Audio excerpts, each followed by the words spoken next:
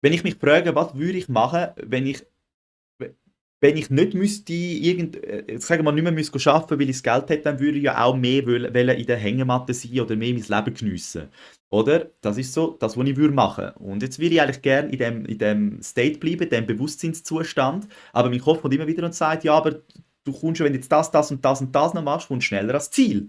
Was ja irgendwo durch kann sein, aber es ist ja, glaube ich, einfach auch unsere Gesellschaft, die sagt, mit mehr wird es mehr, also all die Glaubenssätze.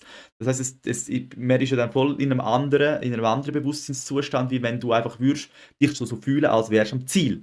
Und ich habe viel, intellektuell verstehen ich's, ich habe mega viel Sachen schon erlebt, oder auch bei mir selber. Oder fragst dich einmal, wenn gedanklich, wenn du negative Gedanken hast, dann hast du das Gefühl, es ist alles nur negativ, oder? Wenn du positive Gedanken hast, fühlst du dich manchmal einfach also wie unstoppable, oder? Und so kann man theoretisch sich fragen, wie würdest du dich fühlen, wenn du dein Ziel, deinen Wunsch bereits erfüllt hast und in dem Gefühl inne quasi bleiben gegen den gegen das, was aussen gesagt wird, also gegen den Kopf, der sagt, schau mal, das geht ja jetzt gar nicht, schau doch mal um, das, was du dir gerade wünschst oder das Gefühl hast, das ist gar nicht realisierbar. Und da ist die Stärke, das ignorieren und im Gefühl bleiben, weil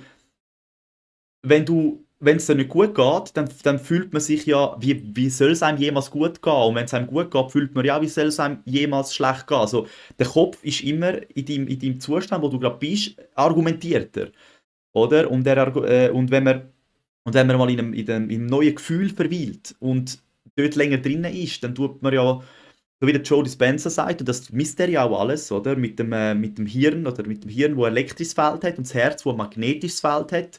Und wenn Hirn und Herz, also wenn das, was du denkst, sagen wir, ich möchte go reisen und dein Herz sich dabei gut fühlt und sagt, wow, ja, das wäre wirklich und sich schon so fühlt wie beim Reisen, dann gibt das ein elektromagnetisches Feld, ein kohärentes elektromagnetisches Feld, wo mehr Ereignisse, die übereinstimmen mit deinem Gedanken und deinem Gefühl, in dein Leben ziehen.